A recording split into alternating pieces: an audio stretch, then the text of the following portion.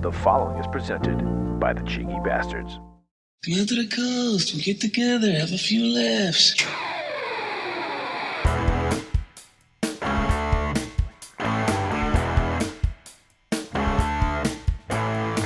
Yippee-ki-yay, motherfuckers, and welcome to the 29th edition of Dropping a Bruce, the monthly podcast where we watch every single one of Bruce Willis's 40 straight-to-demand motherfucking releases from his acting career to see if he took the role for a paycheck and dropped a deuce, or if, in fact, he took the role and gave it his all and dropped a Bruce. I, sadly, am the Doric. And even more sadly, my name is Mr. Smith. And together, we will begrudgingly be your Apple stewards for the rest of this 40-month journey through the lesser-known movies of Mr. Bruce Willis's filmography. This month's stop finds us wondering, when did Bruce's voice change as we review 2022's heist action thriller, A Day to Die? Well, Mr. Smith, it is our scientific hypothesis that based on the level of names in the cast of the remaining STDs, that the bigger the name would hopefully equate to the film being better as a result. I know we've got 11 more to go, but things aren't looking good for our hypothesis to be proven as fact. We actually might get blackballed in the scientific community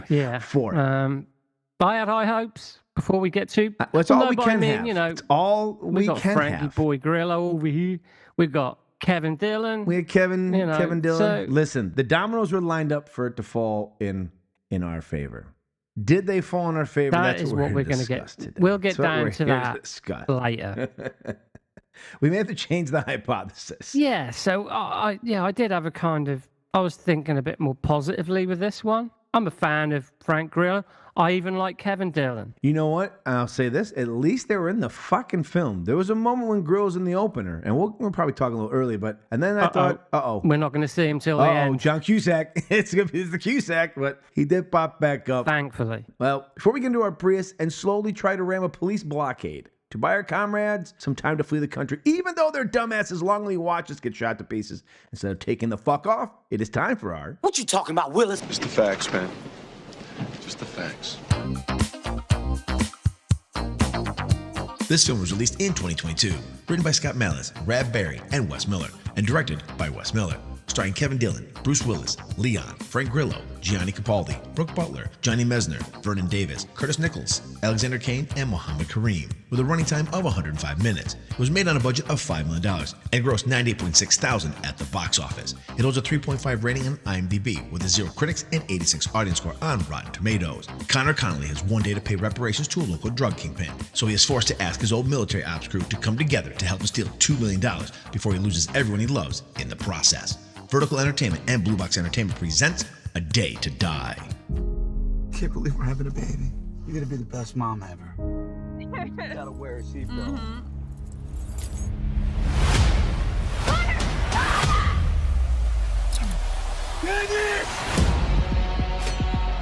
Jackson Police Chief is taking questions now.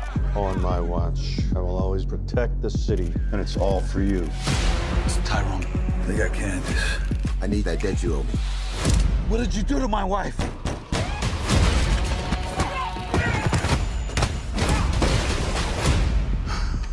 What do you want, Connor?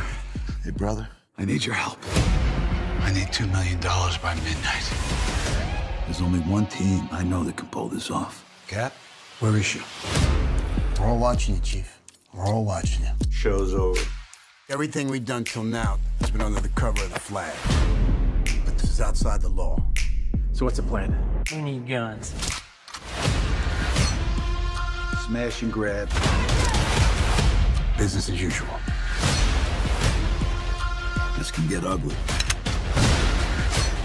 Engage! You have no idea who you robbed. You left a loose end. I don't leave loose ends. I'm gonna get my money. I want to see her right now. You sure? If you walk away, she dies. So what we gonna do? We got the element of surprise, and we got violence. You ready?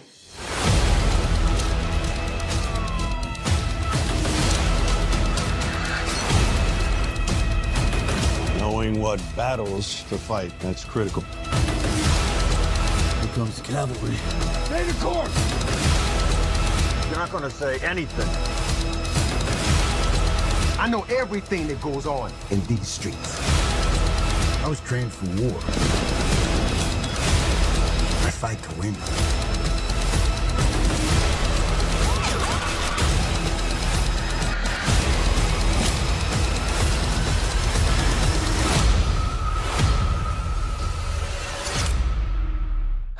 Mr. Willis. Mr. Willis plays Police Chief Alston. No first name, just last name only. He is the reverse of Prince and Madonna. He only has a last name. We do not have a first name for him. It's just Police Chief Alston. He's a dirty cop in charge of the Jackson, Mississippi Police Department who authorized the Special Ops Unit to intercede in a deadly standoff with a group of armed white supremacists. And then 18 months later, apparently, is also a drug kingpin because the script required it, god damn it. Don't you ask questions. This is our 15th of his 26 straight-to-demand releases that he did over the last 5 years of his career. This is also the third of 12 straight-to-demand releases from the great year of 2022. Whew. Now listen, this one I put some work into. This, if you don't buy the box set of Arrow when this comes out, there's one blurb you want, this may be the one. This may be the one that wins me a Pulitzer. Against everything that makes logical sense, a military special ops unit is secretly deployed to resolve a hostage situation with armed white supremacists because that's what this fucking film wants to have happen. As is to be expected, it goes horribly fucking wrong. And just when you think this event will have ramifications for the rest of the film, sorry, sugar tits, but you'll be fucking wrong as well. Because in this movie, we do action for fucking action's sake. Don't believe us? Well, fuck you, because 18 months later, a drug kingpin takes one of the Spec Ops wives hostage, not because it has anything to do with the previous events, but because it's what is required for us to make him reunite with his team to knock off a drug house in order to get his wife back. But then this drug kingpin double crosses them and gets his whole fucking crew murdered in the process. But we're not done yet, fuck knuckles, because just when you think they're gonna kill his ass, surprise, motherfuckers, they don't. Instead, they team the fuck up to knock off a bank that has a dirty cop's money in it. Let's see Tarantino, Scorsese, or Nolan pull this level of fucking randomness off. Bunch of fucking pussies. This is not just any day. It's a day to fucking die. Buy the Arrow box set, asshole. I had more fun writing that than the so did I, movie. listening to you just now. Oh, that is the rantings of a man who has lost his fucking marbles. The cheese has slipped off the cracker permanently. He lost his will to live. Watching yesterday. All right, well, there's not a whole lot to discuss about the background of this movie, as I think they just gave up. There was a certain point I've reached that they have just given up caring about. It's almost, they should just have a footnote. See the previous 20 movies. It's about the same. This movie was filmed in Jackson, Mississippi in 6 weeks, so at least it had a longer, I guess, filming time than most that we've had lately. It is the first feature film to ever be filmed in the city of Jackson, Mississippi, because it's Mississippi. This film grossed $0 in the United States and Canada, but in countries that have shit taste in film, specifically Russia and the United Arab Emirates, it grossed almost $99,000. Well done, you tasteless hacks. A Day to Die made a whopping $292 in-home video sales against a $5 million budget. So to say that this didn't meet expectations is an understatement. At least you got the budget for this. At least we did get the budget for this because we don't. This is very rare. Yeah, this is very rare. Very rare. Well, because EFO is no longer around anymore. So you know, of course. Yeah. In a surprise to no one who listens to this show, Bruce filmed his scenes in just 2 fucking days. This is the first Willis STD to have nudity in it. And we thank you for that. Brief? It was brief. Yeah, very brief. It was brief. Brief, but yet, hey, I actually had to rewind it. I'm going to be honest with you. I didn't realize that the girls who were playing the strippers had tattoos of stars around their nipples. I thought we just had pasties over them. So I rewound. I was like, nope, that's a nipple count. Check the box. We finally did it. 29 films it took, but we finally got some titty. That's not a lot to be grateful for. Hey, we're like 8-year-old boys back in the 80s. Did they just titties in that movie? Oh my God. That's how sad it's gotten. Now, Jeffrey M. Anderson of Common Sense Media writes, sometimes Willis's low-budget action movies have quirky little touches that distract from their awfulness. But this one has none. It's as lazy, nonsensical, and junky looking as they come. Brian Orndorff of Blu-ray.com opines a low-budget action movie, and Miller doesn't deliver anything more than that. Going painfully generic with shootouts and showdowns, often caught skipping on storytelling clarity as this nonsense unfolds. Michael Gardner on Letterboxd writes, "This is horrible. My fiance rented it, and the only reason I haven't shut it off after 20 minutes is because I don't want to hurt her feelings. Less popular Dillon brother is awful, and Bruce Willis should just stop making movies. Pathetic special effects and CGI. Don't waste $1 on this dumpster fire. 1 star." Jacob on Letterboxd exclaims, "A day to ask yourself why. 0 stars. Sanaya on Letterboxd writes, "Money laundering cinema. $1. Well, you would have been right at one point. There's been an but at least other people are starting to pick this up. And this is prior to us even doing the show. So it took us 29 to get to someone who's like, I'm pretty sure they're wanted the laundering money with these things. And finally, Mario Rios Jr. on Letterboxd declares, "Shit was fucking ass. If I could go back in time and save 101 minutes, I would. Half star." Well said, Mr. Rios Jr. Like you said, I had high hopes because Frank Grillo and Dillon were in it. I don't know if Entourage made it across the pond, but he played Johnny Drama in an HBO show here in America, which he was very popular in. Well, it was it had some legs to it. He played Johnny Drama in Entourage. It also had, and we'll talk about him in a little bit, Leon. This guy is Prince apparently, but Leon, who I may have enjoyed, he was also an amazing, probably what I would say is, at least in America, the start of the TV we have had for the last almost 2.5 decades. He was in the TV show Oz on HBO. That was the groundbreaking show here that pushed all the boundaries of nudity, violence, stuff that you could get away on TV that you now see on streaming. Oz is an absolutely amazing show, and he was in it, and he was excellent in that show, and we'll talk about him in a little bit. I thought he was pretty damn good in this as well. It's the fucking opening. Right off the bat, you're kind of like, what is going on? Well, the opening assault or whatever it is. Insanity. That was hugely confusing anyway. Just badly shot. Yes. And the CGI is awful. It's badly this shot. Probably You don't know. CGI we've you don't had. know who the good guys are. You don't know who the bad guys are. We don't know why it's happening. The assault itself isn't then addressed again for like what? It's only brought up later. No, it's brought up to the end of the movie. That's right. Well, yeah. We allude to it, but then also, I'm not sure if they're talking about that because when Dillon and his brother, which I didn't know was his brother, I just thought when he called him brother, it was just like the way Hulk Hogan and people talk, like, what's up, brother? It's like a friend term. Thing. I didn't realize we were actually being literal in the sense. Normally you don't say that. I don't ever go to say to my brother, listen. What? No, that's true, actually. What the fuck's happening? I've never called them brother to their face. No, not exactly. Pull a string to get you here, brother. You just say his name. Like, hello, brother. No. So the opening is confusing as fuck. And then it's not addressed for at least an hour then in that case. Apparently what happens is there is a school that is, I don't know where the school is. I don't know if this matters, but it could because it does, I think, matter because we use the N-word a lot in this film, but this is a black director and writer. So I think that should be just clarified only because we've had it used maybe once or twice to point out racist, but this time we have actually characters saying it to one another, but they're all black characters, but it's not a Tarantino thing where he's just letting people, spout the N-word because it's part of the vernacular. This is actually written and directed by a black gentleman named Wes Miller. So I do think that does play into why some of the roles are written, but we have a school full of black and Hispanic people who look like they've had the shit kicked out of them for reasons we don't know, surrounded by what looks like military people, and on the outside there's like a command center. And it's all very confusing because there's a police helicopter that flies over, then leaves for reasons we don't know. And we've got Bruce's character. It looks like he stumbled into the thing, just standing in the command center. But the kids have already been let go, so it's very strange. And then we get this white guy inside to say something about he's going to kill the woman to purify the white race, which makes no sense. She's already had kids. Like I was like, okay, so this is a white supremacist group. And then they call in, instead of a SWAT team or a negotiator, they look over at Frank Grillo, who we still don't know. I thought this was the SWAT team. Yeah, we thought it was a SWAT team, but then we had to wait for the helicopters to go by. So then he's got these guys on his team, and their idea to...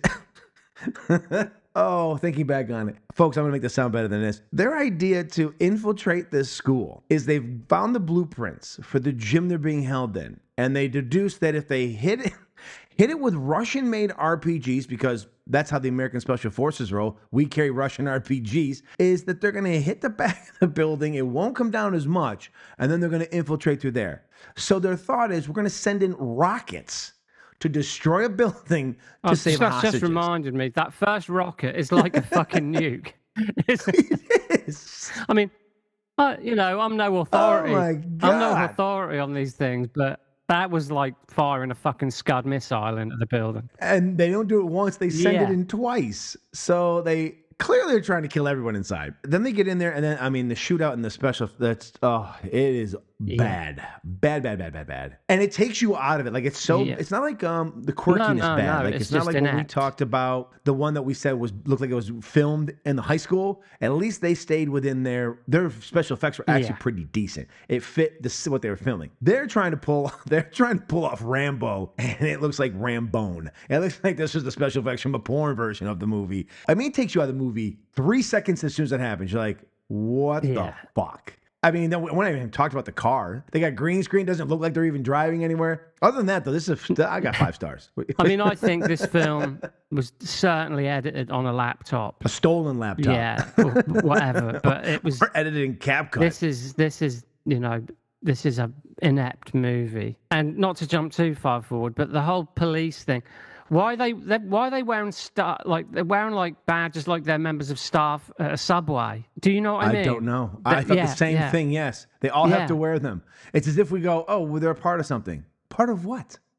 A part of what? I mean, if you read the byline of stuff, what this is, apparently Kevin Dillon, who ends up being the star of the film, his character is a disgraced parole officer. What is he doing on a rescue team? All right, folks, I know the world that we're recording this in is going bonkers, and actually I do feel like some of the stuff that happens, people are watching these movies and they're like, these seem like good ideas, at least here in America, because it's really life is imitating art at this point.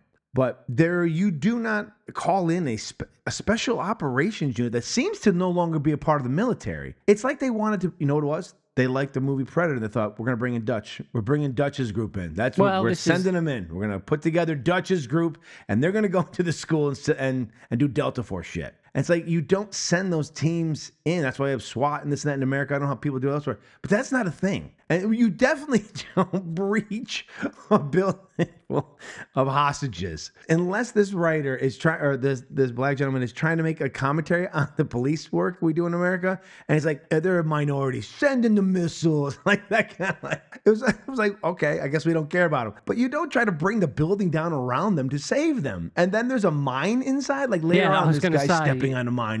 Where did that come from? Which blows Kevin Dillon.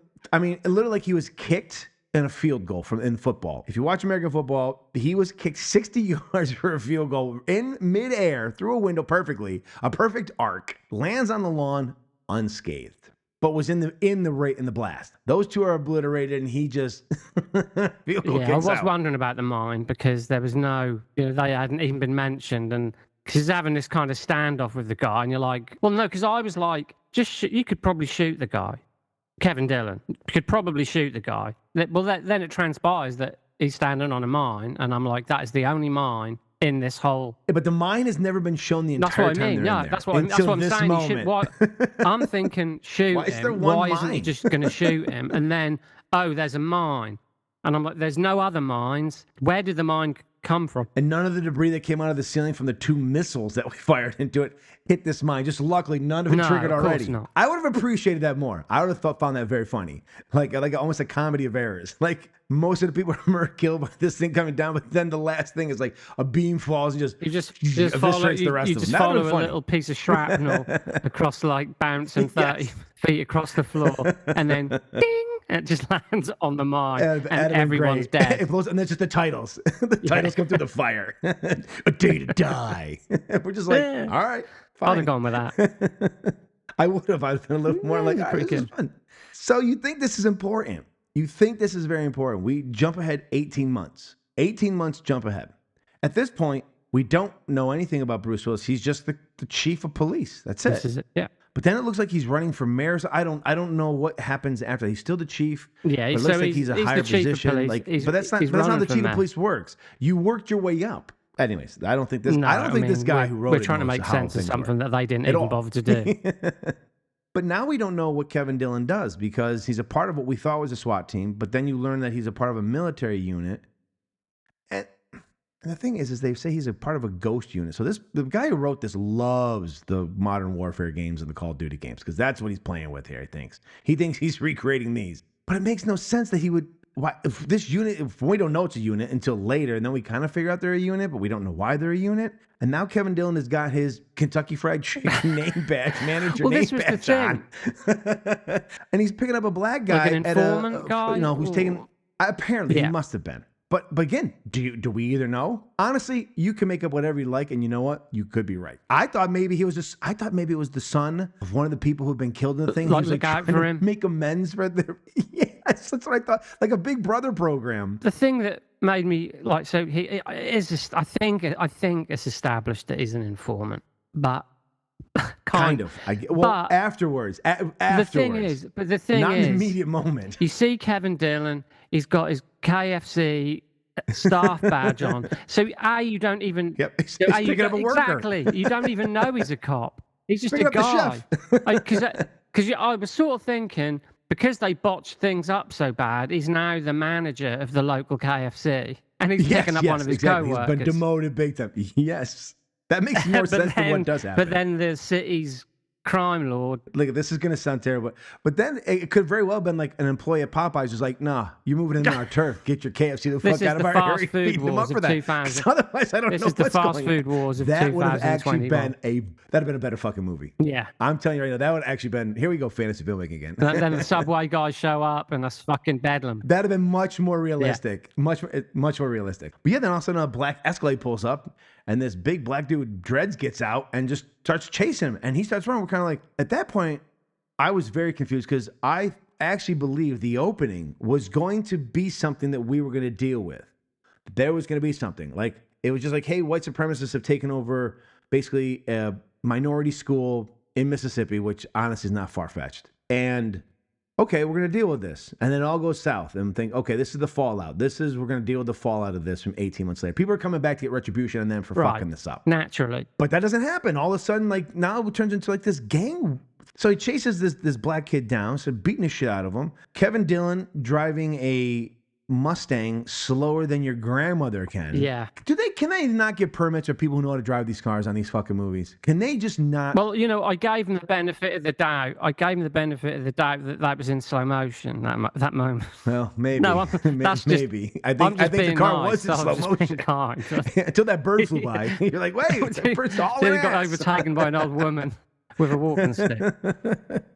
Oh my God. It's literally like they're trying to remake The Naked Gun, which is coming out, which does look kind of funny, but it's like they're playing with farce, but they're not. They're this serious. Like, this car is driving slower than you can possibly think. He finally catches up to him, gets out, and now KFC managers are carrying guns apparently. So he gets out with a weapon on his side. And instead of the black guy killing the guy he was after anyways and beating him, which doesn't make sense, he shoots him. So Connolly shoots him, which is within it because the gun gets pulled on him, so he's within his rights to do so. Shoots him, puts him down, and then another Escalade shows up with black guys with bigger guns. You feel like these are the guys you should have sent the first time, right? Like, did he get out of the same Escalade? Why did they... Like, why are you sending out... the guy looks like a linebacker in the NFL, so maybe they're trying to use a pose, but why is he getting into a foot chase when you've got three black guys with basically the weapons that Hans Gruber took over the fucking Nakatomi with? Why aren't they stepping out first? Everyone's freezing and shitting their pants. That's the game. You just light both of them up and the movie's over. To kill one guy. I just finished it. It's just for one guy. He doesn't run if that happens. Well, if one big guy gets out and is going to chase you, think, all right, I'm smaller, maybe quicker, I'm going to outrun him. Three black guys with submachine guns get out, you go, okay, I guess that's that. It's a day to die. There it is. It's a day to die. But that doesn't happen. And then now, for reasons that make no sense, now Connolly's going to have to owe this guy Pettis money. Like, he owes him for now killing this very valuable associate of his. I want money. Yeah, and then he goes back to the police station and he gets fired from his job for doing it. Like, there is no police work being done. No one knows how police work works. I mean, I don't think even America does. But in movies, especially in these movies, no one has any idea how the law actually works. And I know you're a big fan of Johnny Mesner. At this point, he's just taking a paycheck because he doesn't do shit. He is just sitting there going, do you remember me from the movie with Bruce Willis? At first I thought that was James Remar. He really reminded me. of James Remar. And I was like, oh, James Remar's in this as well. I mean, he's been in the last 3 movies, and he hasn't done much. He got shot in the shoulder and limped away in the worst movie we've seen. Since then, his career's limped away. He just said, fuck it, I need the money. Maybe he's getting good money in whores on the show. He's just like, you know what, I can't pass up this. I'm getting a cool I mean, yeah, he's got nothing else going on other than this shit. This is all he's got. I don't know if he's any now that Bruce has done, I don't know if he's still moving forward. Well, maybe Bruce owed him a debt from their movie together. This is getting difficult. This is getting tough to like this guy who made the movie, this Wes Miller. Judging by his filmography, which isn't big, this seems to be his kind of wheelhouse. This is what he does, but he does it pretty badly. Very badly. I think this is one of the worst directed. You're not wrong. Some of the other ones that have been bad. Yeah. All the plots lately in the last 10 to 15 have been just like, okay, we just want to make by the numbers. Just, honestly. And the reason the plot happens, like, you know, one guy took a piss under a bridge and start a movie. You know, it's literally been that. It's like happenstance. But they were coherent at least. And this is the movie you make as a kid, right? You and your friends make, because you take all the fun movies you remembered and you're like, well, we're going to make all these little moments. And you know, as a kid, you have no idea what the through line is, but you're almost like, doesn't matter, this is going to look cool. And so you get your dad's video camera and you make a movie with your friends in the backyard. But this one got put into fucking theaters in Russia and the United Arab Emirates. Well, you know, clearly they don't have very big film communities over there. Got very particular tastes in those countries, clearly. But yeah, this is a badly made movie. And my heart sank when I saw that it was an hour and 50 minutes long. There was a point after they did the siege, after they returned to get his wife, and I thought that's the end of the film. And they started talking about doing another heist. I paused the movie and thought, there's no fucking way. I was in it at an hour and 20. I had another 20 to go. I said, I literally out loud said, you gotta be fucking kidding me. I got another 20 minutes? I thought this thing was fucking wrapping itself up right now. And it doesn't. I paused at one point to go for a leak. And I still had an hour left. And I thought, I'm not sure I'm going to be able to do this in one sitting. But I did. Funny thing is, we have more action in a lot of these movies now, but they're so bad. Like, there's so much action, but you're so like, I don't fucking care. You're almost kind of hoping it's not there. You're almost hoping for a crow situation. You're almost hoping like, maybe these people got shot on set. You know what I mean? Like, maybe this will bring this whole thing to a halt early. Maybe these people actually getting killed and I can get this in a memoriam at the end and go, you know what? You'd be wishing for an on-set accident and something like this. It being on film was the accident, but there was nothing to stop it. Yeah, so. Now, Dillon, Grillo, and I really like Liana's Tyrone Pettis. They're good. No, they're great. No, they're good. They're very good. It's just what's happening is absolutely fucking ridiculous. And so I feel bad for them because they're giving us reactions and they're doing things, but it doesn't make sense. So even them, they've got to be like, what are we doing still? Like, why are we doing any of this stuff? Like, you know, like you can almost see it in their faces sometimes, but they're giving performances. So I tip my hat for that. I'm not upset with Kevin Dillon. I'm not upset with Frank, and I'm not upset with Leon. And even the girl is not bad. They're not terrible people. In the film is just fucking makes no sense. It really does feel like someone was on coke and they were telling you their idea for an action film, but they wouldn't stop talking to you, so you had to sit there and listen to them because they're just running and you're going, was there a helicopter crash and an explosion earlier in your film? Why is this guy now suddenly working for KFC with a gun? And who's he fighting with? And they're a special ops team? After a while, he's like, I think you've lost the thread, man. I don't know where we are. I mean, so the Leon kidnaps Kevin Dillon's wife 45 seconds after she tells Kevin Dillon that she's pregnant. Yep. And then he says to Kevin Dillon, right, you killed one of my guys, so I want $2 million by midnight, in lost earnings by midnight. But does that not feel like the most sensible thing we've had in the entire film at that moment? And right? That's not sensible. But you know what I mean? But he's like, this guy, he earned me $250,000 a month, and he does the math. He's like, that's $6 million a year. But you know what? I'm going to give you a discount. $2 million. And you're kind of like, this is the first thing that's been said in the film that actually makes sense. Everything else doesn't. This should have been the start why of the these movie. events are happening, but you had a rational reason for why we're doing this, not why we sent 2 missiles into a school. I mean, if this happened to me, I'd probably be thinking, do I really like my wife that much? You know, that's it. I mean, what I'm saying is, it's a he's still tall single. order. We need It's to get a a tall nice order for someone to. If someone said to me, Steve, if you didn't give me £2 million by midnight, I'm going to kill your wife. I'd be like, nah. Yeah. Sounds reasonable. Fair enough. You keep Fair on you, mate. Fair on you. But anyway, so. You should say, how about this? If you can stand it for the next 12 hours, then I will give you the $2 million. That's the bet. Otherwise, you owe me $2 million. Let's I don't want switch her this back. Yeah, exactly. But anyway, As my father would say, don't threaten me with a good time. So Kevin Dillon has to get the gang together. Gotta get him back. Get them back together. Yeah. So, and how else you get them back together? You go to a press conference where Bruce Willis is talking, but he's not talking. I don't know what he's doing. Did he slur his way through it? And then they just said, we got to cover this in voiceover? Or do they say, we're going to cover this with voice? It's not his, so that we can use it later on for people to be tricked? As if in the year 2022, we don't know what the fuck Bruce Willis sounds like. Been watching this man at this point just shy of 40 years since moonlighting on. So 35 and a half years. Yeah. Well, there was a moment where Bruce Willis was on speakerphone and I was like, who were they talking to? That wasn't him. It was the same guy who did the other voice. because I was like, who were they talking to? Exactly. Until he said, I'm the chief. I'm like, the fuck you are? Put the chief on. But when he has to get the band or the gang, get the band back together.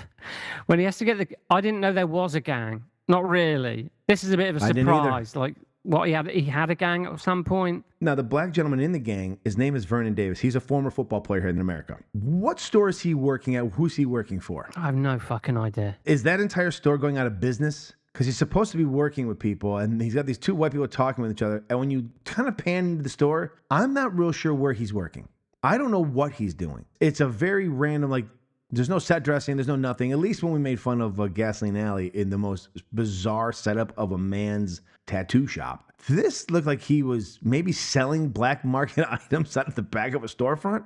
No idea where he is. One guy, the redneck guy, who has to tell us all that he's writing. We know. You're in Mississippi. Pretty much. He looks like he's in the backyard of a school shooting with a sniper rifle at very close range. Just getting some practice in for later, I guess. but he's like 3 feet away from the thing. Like, that is as we know, that's an American pastime, so maybe he's setting things up. It is. Well, it is. Schoolyard shootings are big here. And then then Kevin Dillon goes to see his brother, like we thought was brother in arms, but apparently is his actual brother. And different mother or father, because one's got a little more melatonin in their skin, maybe Asian or Hispanic, and the other one is just white and Steve. He's pretty good. Well, that did make me laugh because they have a fist fight. Like Kevin Dillon kicks the door down, they have a fist fight, and then he says, "Look, I need $2 million," and they're like, "Right, okay, then let's go." I'm like, well, blood is thick. Blood really is thicker than water. And then he got a phone call. Where'd the brother? Who called on the phone? After mid-fight, he goes over to the phone, answers the phone, the brother, Tim, and then he's talking to somebody, and that was it. We really couldn't... that doesn't... Well, there's a few of these things. There's a couple of things later that I might have to... I think that's supposed to tie it into him being under the thumb of Leon's character. Yes, but still doesn't make any sense. This is what I was going to say. There's a couple of things later I'm going to have to ask you about, and I'm not sure you're going to be able to give me the answer, but we'll get there. Did you not hear my blurb early for the box set? Because we fucking want to, goddammit. Someone I said was like, hey, Wes, listen here, motherfucker. Yeah. So, there's a couple of things later that I'm still a little bit foggy on, but you might be able to clear them up. I don't know. But them slipping in the fake voice for Bruce while he's actually there talking, I was like, what the fuck is going on? But then we get boobies, booty cheeks, and bullets, baby. Booties, boobies, and some bullets. And a lot of fake blood that they don't know how to explode. They don't know how to do blood packets because the one guy gets shot in the stairwell and it looks like someone was like behind him and hit the wall with a paintbrush. There's a bit of that. Okay, but, there's blood. some practical, there's some CGI blood too. So it's all a bit all over the later. There's some pretty horrific examples of that. It's all bad. Every CGI, this is the worst CGI. This is actually a good film to show of how not to do CGI. I'm sure there's probably a YouTube video on not. Oh my God, there's 1,000 YouTube. How many times we have to say this? There's 1,000 YouTube videos from a decade earlier of people showing you how to properly do this kind of stuff on the cheap. Fuck, you don't even have to have a subscription to YouTube to watch these things. So, fuck, how hard can this be? God damn it.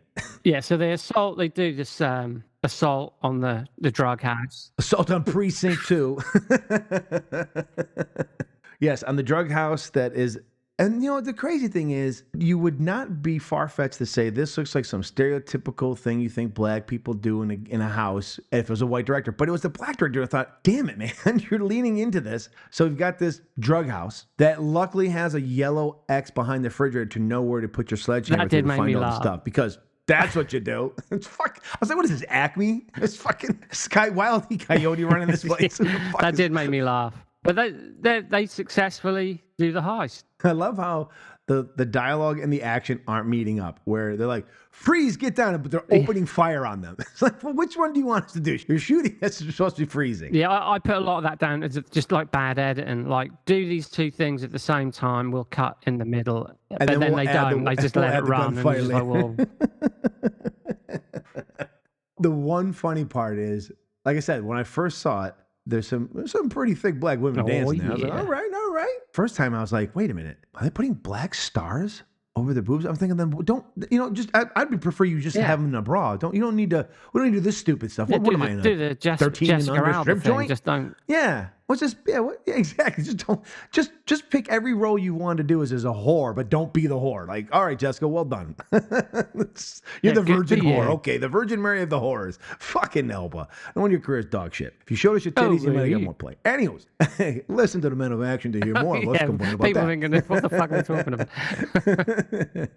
It was 2 weeks ago. So then I did notice there was the tattoo of the stars on there. But I said, okay, all right, good. At least we got that. But I thought one funny part was like when they're shooting, I think the one stripper with the white gets hit, but it's not supposed to or whatever. But like, I think when she originally falls, like they do a cutscene back to someone shooting, she falls and I think her titty's out or whatever. So I don't think they wanted that. So they then have her flipped over and her ass cheek is up. And I thought, that's a weird way to recontort yourself. Oh, and then we get our first N-word, which was kind of funny. He goes like, say it. He goes, no, I'm redneck as fuck. You say it. Yeah, that was amusing. That was like, okay, that was the only ha-ha moment I really had. Besides like, man, those titties. So excited. Oh, folks, when you see this movie, you'll be excited too. Male or female, you'll be like, all right, at least we got something. So you think, okay, good, we got the money. Now we're going to turn this in. We're going to get Kevin Dillon's newly pregnant wife free. And there's a good moment between her and Leon. Like, I really, really like Leon's character. He's playing a great villain.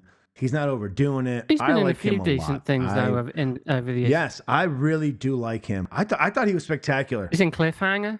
Hey, he's in Cool Runnings, so, you know. He's a great actor. Like I said, I think he was given better stuff to do because he could play the villain and didn't have to worry about the bullshit being on a team thing where his character was more believable because he was given more believable stuff to do. Meanwhile, we've got this former team of ghosts who are now all working for KFC and Black Market Staples, and I don't know what all they were doing. Frank Grillo just shows up to heckle Bruce Willis's character, and then you think, okay, he's being an antagonist. And then they go back and they just have a little laugh together. Yeah. And then he's just in town for a family thing. And I think he's supposed to be related to Kevin Dillon's wife somehow. I think that's what we were supposed to be meant to believe or something. It's very vague. I don't fucking know. It's all very vague. Everything's vague. Like I said, the only person I believe the entire time is Pettis. He's the only guy who's actually working on a level I'm understanding. This is true. I'm like, okay, this all makes sense. Like everything he's doing in his world makes sense. Everything that's happening around him isn't. It's like they're trying to overcomplicate a drug war between a bad cop and a guy who runs the streets. Like they're overcomplicating basically the show The Wire. Yeah, I mean, they're overcomplicating this. It could be so much simple. We don't need special forces. I'll choose my words carefully. Carefully, sweet. There you go. I'll choose my words carefully. There is a movie in here. They just don't know it. Yes, they have it. It's the Leon character. As you've just said, the drug war between the corrupt chief of police and Leon's Pettis character is really. That's enough. It's all we needed. All this beginning siege and the politics. And that's just to tell us that they've got some special gang or some special unit that can attack people. We don't need any of that. Kevin Dillon could even still be pulled in the way he is. It could just be changed up. They kidnap his wife to get him to pull off the heist. And he could be a former cop or a cop, and they pull off the heist against his boss. That could have been easier. Well, what I was going to say was, if it's just an exposition explained that he's got ex-military buddies, right, that he has to call on to do this robbery of the drug stash, the drug house. The money they spent on the beginning siege could have been spent on that part of the movie, and we could have had some decent action. And then you might be talking. I'm not saying that it would then be a great movie. I'm just saying it would then be a reasonable kind of 90 minutes, which is what it would have been in length, 90 minutes. And we could have cut it short too because we get the money, we go get the white back. We know there's gonna be a double cross. That's just look at it. Standard movie making. We all know there's never gonna be an easy exchange. The first time that happens in a movie, I'm be like, holy shit, they fucking did it. Like we landed on the moon. We finally didn't have to have a double cross. Like everyone in the theater knows double cross is coming, except the characters. No. Like this is gonna be fun. We're gonna go to Taco Bell after. We still got our badges on. We're gonna go back to work. Get the employee discount. So he goes back, and then there's a big shootout, and Frank Grillo shows up, and they end up taking out most of Pettis's men, and then they've got Pettis trapped. Again, they set these things up. We're like basically in an empty office building. It's not being rented out anymore, and they decide to make it like people are making drugs back there, and there's like a big gun room. It's just every cliche you've ever fucking seen. And so he's trapped in the gun room, and they're gonna kill him, and they bring him out, and then they have this big back and forth, which again, Pettis is saying all the good dialogue for most of it. And he's not wrong with the stuff he's saying. You're kind of like, he's this right. is the only, a lot of the times, he's right. He's the only guy in the film. You're like, I think he's the only one who knows he's in a movie. Everyone else has just been given these parts to play. Yeah. You know what it is? It's a Make-A-Wish. This movie's a Make-A-Wish. Leon's character has terminal cancer, and they want to make him feel like he's actually a big-time bad guy. And so they hire all these fake people to give him this thing before he dies. That's what they did for him. That makes more sense than anything else. He should have been shot then and there, done. But no, wait a minute. A twist. We're going to now go on a heist again. We're now going to join forces after we all just try to kill each other. And now we're going to go after the real bad guy, which is Bruce Willis's character, because he's a drug dealer who uses a fucking armored hearse to move money around. Like, what are you talking about? What James Bond movie rerun did you watch and thought, this is how we're making it? At least the James Bond ones make sense. Right? Like, and even in the 60s, they're having fun with it. They're making up technology that's not existing anymore. Why are we in 2022 using an armored hearse to move around money from the chief of police? He could just go in with a fucking check, or you know how they move money nowadays in 2022? Oh, I know, digitally.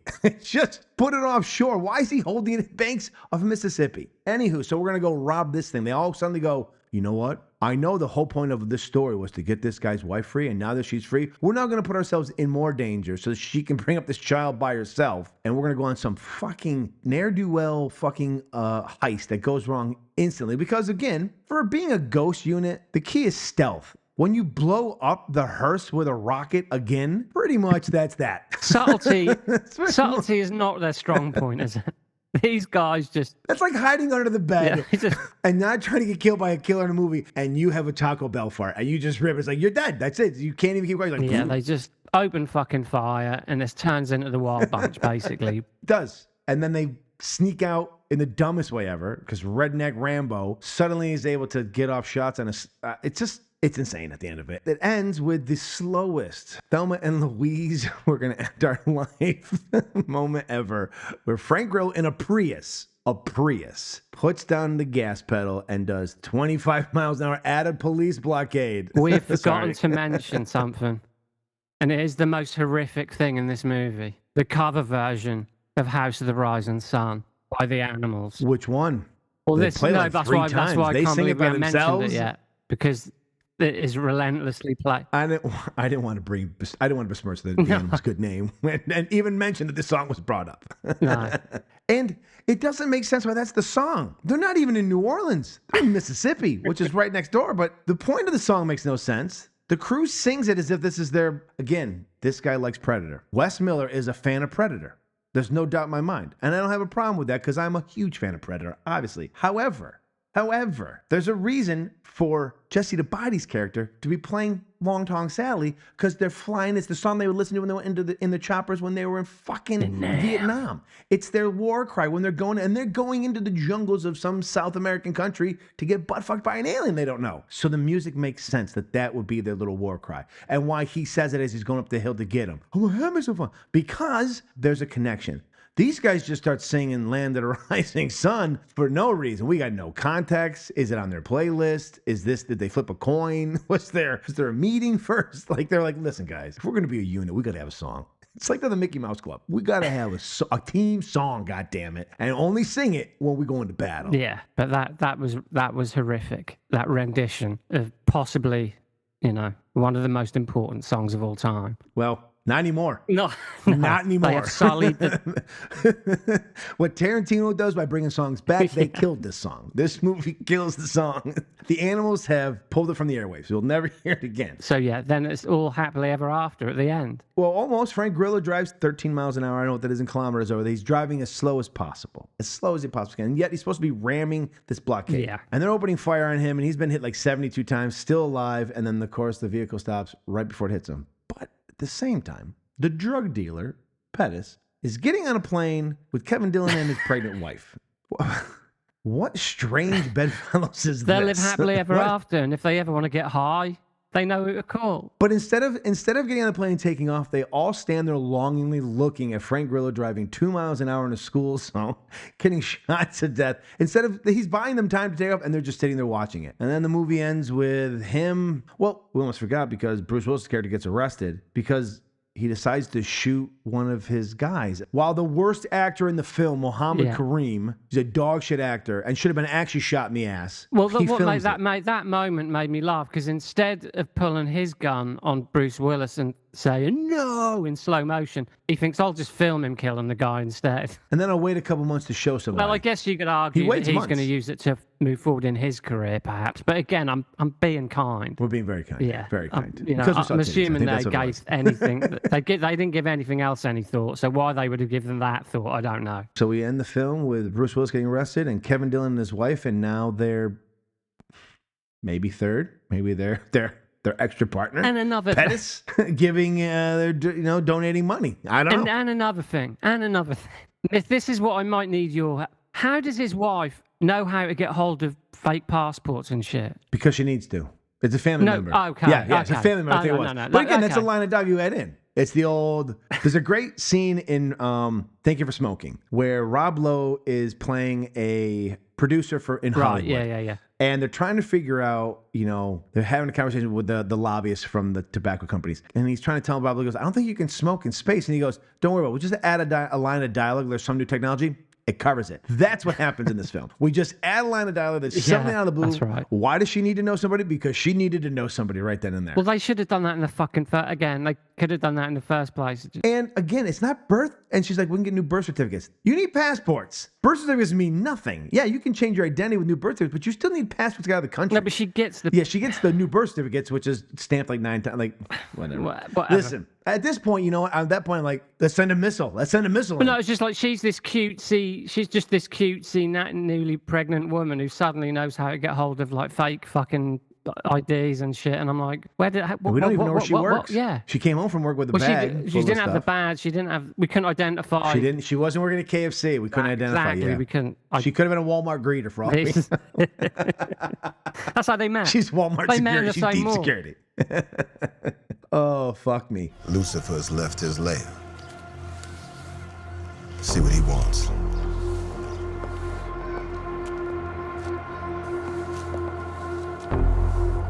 Fuck you want to do, white boy? Do what do I owe the pleasure? Love what you've done here. Despite the rumors. Well, thank you. Speaking of rumors, have you heard what's happening on the South Side? They're passing out fentanyl like a suckers. Any plans on addressing that? Knowing what battles to fight and when to fight, that's critical. That's why I'm here. You left a loose end. No. I don't leave loose ends. Apparently you do. And you did. No loose ends. It's a strategy. Knowing what battles to fight and when is of critical importance. I like this. You like what? Two intelligent men discussing strategy in our city.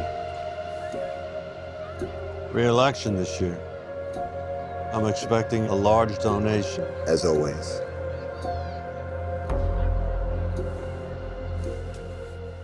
That is a day to die. And before we die, let's move on to our final thoughts.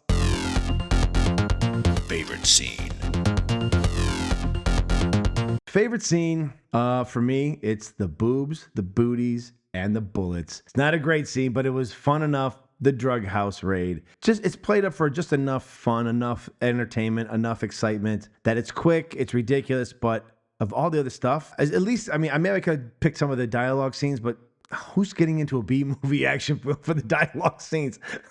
Fuck, it was Shakespeare in the Park? Come on. So for me, it's drug house raid, and it's, I don't know. I don't know if there's much else in there. Mr. Smith, for you. Well, for me, the scene with Kevin Dillon and his brother, in his brother's. Oh, when they fight each other in the when house. they have the punch up. When we learn that it's his actual brother, because he says dad killed himself. He's like, so you were literal brothers, not wrestling tag teams. The whole thing, and that might come up again in a little while. Oh, okay. But I kind of like that, and I actually like the guy who played his brother. Oh yeah, we forgot to mention that they had the sudden we have to do stupid things at the end so we can tie things up. Where his brother decides as they're trying to pick up his wife, and Kevin does like, oh, you gotta take a piss. Let's pause. No, piss in your pants. Gotta pick up my wife. She's about to die.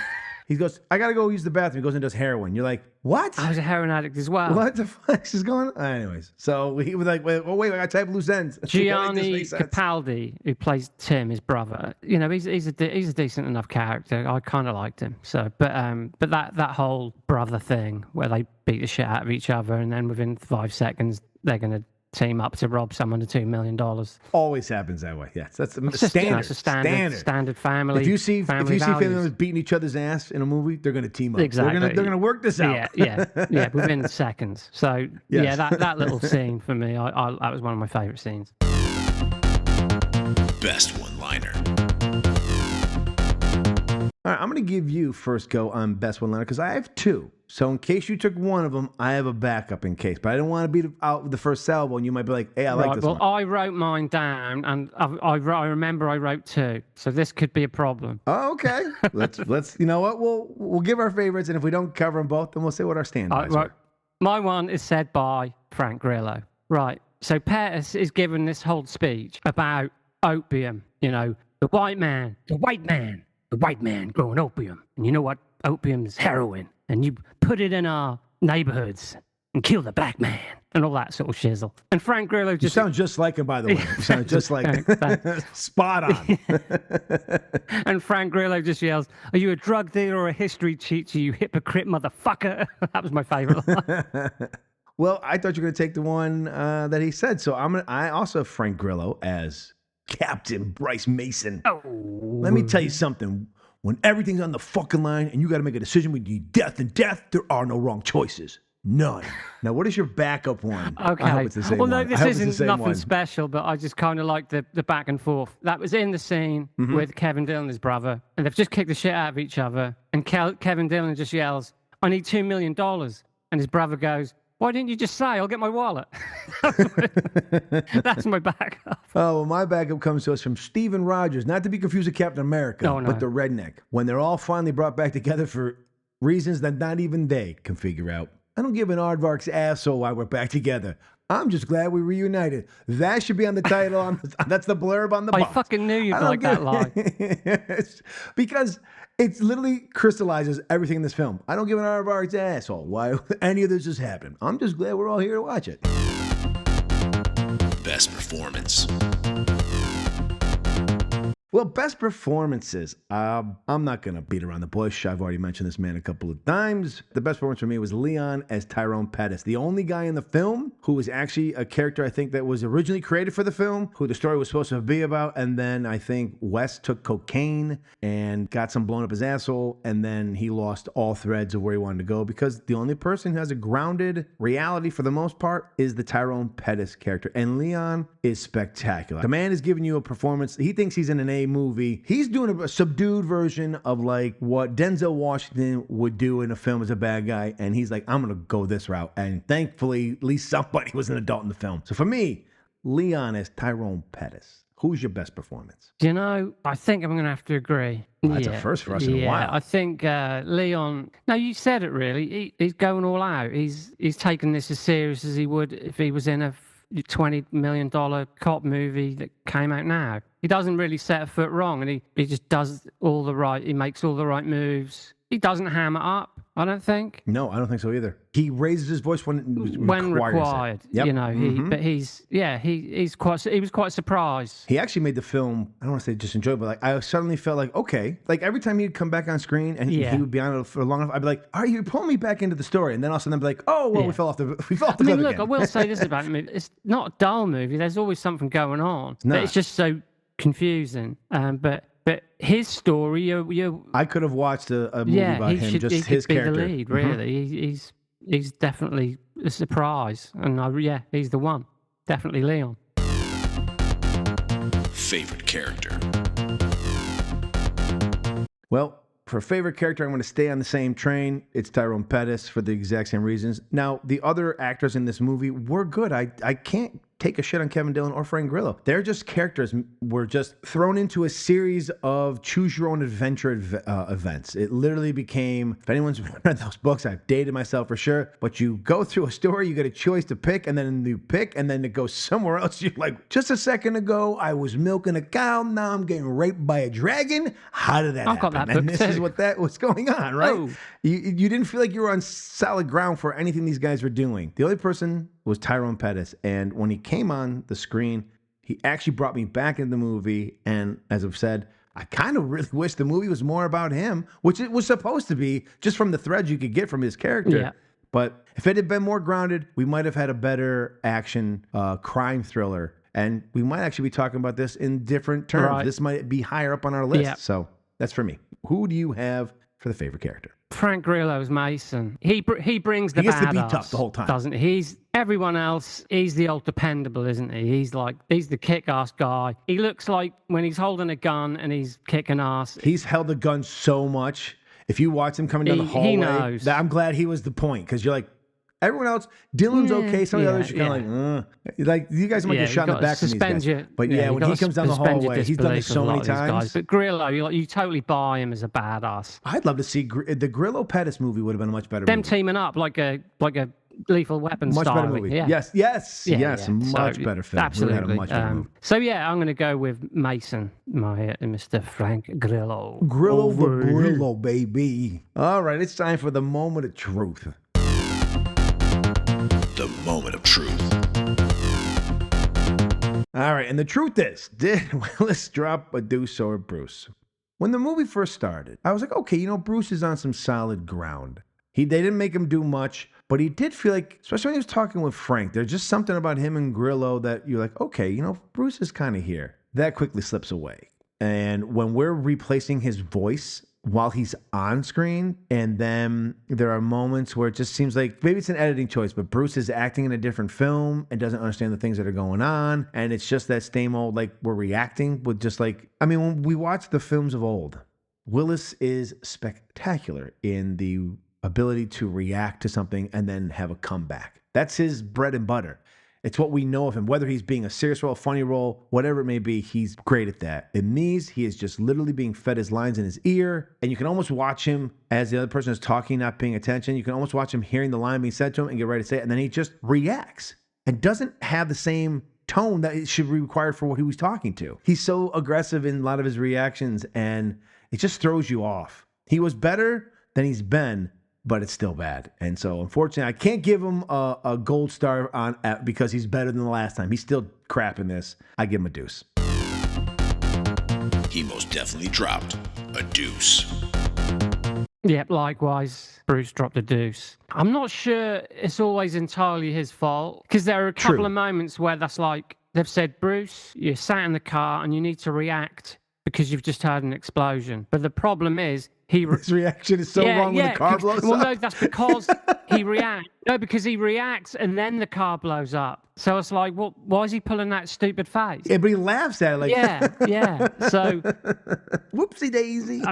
He is barely in the movie. Has a couple of sentences. And he doesn't even look right when he's firing the guns at the end. No, it looks a little bit know. like, what am I doing? It's a little bit scary and for the wrong reasons. This is Bruce Willis from fucking Die Hard. And many are, Fuck. He just looks a bit bewildered. I'll be polite. He looks bewildered. Yeah. So you get mad at the camp for letting him do these movies. I know he needs to make money. Well, but my it's God. pretty telling that we haven't really discussed Bruce Willis much in this movie. Yeah, well, because he's really not into much. Well, no, but usually he's stinking up the joint if he sucks. But when they've replaced his voice, even when he's on camera, that tells you like, something is definitely wrong. If they felt that they didn't get what was necessary that he said, and they had to have someone else say it for him, match with his voice, like, what are you starting to go helium? Yeah, like these things go. That's a little bit. It's Did very he just suddenly noticeable. throw voice? So yeah, unfortunately, this is another deuce from the Bruce. He most definitely dropped a deuce. Well, now it's time for our final say with, is the movie a Bruce or a deuce? I'm thinking this is now 3 in a row. I'm going to say this. We get ourselves another fucking Roadhouse. This is a double deuce. It had potential. As Steve said earlier, there is a movie in here. There is. And there's a pretty good one. There's some good actors. The actors aren't, well, I mean, outside of Bruce, but we already know why he's barely there. But the actors they hired for this film, especially the main actors, are actually putting in performances. They didn't take this lightly. Kevin Dillon's not pretending to be in a fake movie. Frank Grillo's giving his all badass. Leon's being spectacular. Even the girl plays the wife is doing everything she can. It's just that there's no plot. The direction is terrible. The special effects are terrible. It's just a fucking mess. But we got actors in here actually working. So if there had been someone who had more steady hands and knew how to fucking direct a film, there could be something here. They could have made, it's blanking on me, but the movie where we had Christopher Maloney when we did the bank robbery, Grillo's in that. That could have been this film. That had the potential for that. And that's actually what I was hoping for when we got into this. I thought, well, maybe this is one of those return to form of that. But it was not that. So unfortunately, we are 3 months in a row for me. This is a Roadhouse, a double deuce. This film was definitely dropped a deuce. Yeah, this is a double deuce. There is a movie in there, but it would just require taking out 70% of it. I mean, if you replaced Kevin Dillon's character with Grillo's character. Or make Dillon second to Grillo, not make him the first guy. Let's say it, Grillo and Dillon swap roles. You get rid of the siege business at the beginning. I don't know. I think, here's a movie. Dillon and Grillo are brothers. Like Dillon owes money to the drug dealer. So you still get all that. Because he's part of Willis's group who he's now realizing is dirty and now has got him fucked. And then eventually, so Dillon has to go to Grillo to say, I need to get hold of this money. And there's your movie. You can still have the kidnapped wife and all that. Yep, and they can team up later because they can feel like they're both being double-crossed by fucking movie. Bruce Willis's character. There's your movie. We don't know special forces, helicopters, and sending missiles. You lose 20 minutes of the movie, which you could easily do without. And you just get a tighter thriller that's very formulaic still, but that can work. But if you can land the formula, formula. That's why they're called formula movies. If they work, that's they not work. necessarily a criticism. Die Hard 2. There you go. Formula of Die Hard 1. You just change a couple of the scenery. Boom. So work. there you go. We could have made that movie, you fucking pieces of shit. you cocksuckers. How dare you besmirch us? Yeah. I'm telling you, we're for hire. Bar mitzvahs, making movies like, listen, we got Kids some ideas. Parties, whatever. There you'll be. Balloon animals. Yeah. So there you go. This is a Roadhouse. This film was definitely dropped a deuce. Now, the only exciting thing that I can tell you is we've made it through 5 for this season. By the time we're done next month, we'll have made it to 10 left. We'll have hit 30. But our 30th is the one we've been waiting over a year to watch. Now, we will reach out to our man Sean O'Connell if he is wrong. All right, he will get dragged down this podcast. God damn it! He set this up for a year. He gave this a big shining star that this could be one of the ones to wait for, and it's corrective measures. Bruce plays a super villain in a prison for villains. It's going to be a sci-fi. We've got, I think, Michael Rooker in it and some others. But I have seen the trailer, and it looks like the days of season 2 when we were excited about the large and with Corey and his buddy there. Which day of the season have really fallen off for us. So they're not directing this, but it has that kind of fun, maybe not cosmic sin, but maybe just some of the things that we liked about the sci-fi movies they did in season 2, where they just came up with some fun stuff. So I'm hoping. Yeah. So from what I can gather, corrective measures. Well, the guy directed it, Sean Patrick O'Reilly. He's done a lot of animated movies for a start, right? Okay. We've got Michael Rooker and Bruce Willis. So that in itself is pretty exciting. Doug Bradley's in it, who plays Pinhead in the Hellraiser movie. So there's things to look forward to. It's opened up for fun. It's going to be a comic book movie, right? So this should play in a fun universe. We should have some fun with it because it allows for ridiculousness. Yeah, we could do with some intentional ridiculousness. Intentional laughs.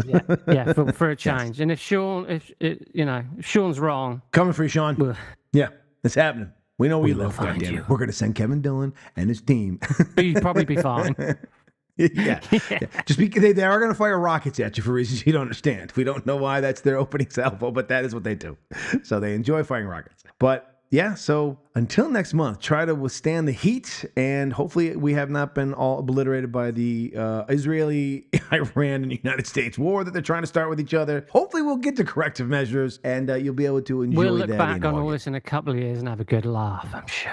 Yes, hopefully. Yes. So until then, try to stay out of the heat, whether it's the sun or the nuclear blast, and we'll see you next month. Goodbye.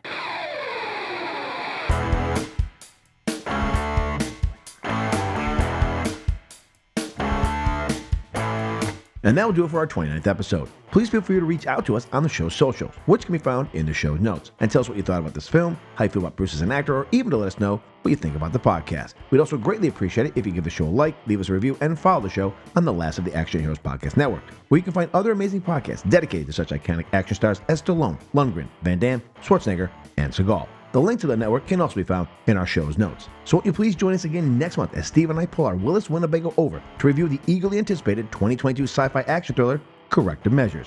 So until then. Yippee-ki-yay, motherfucker. This has been a Man with an Exceptional Beard production.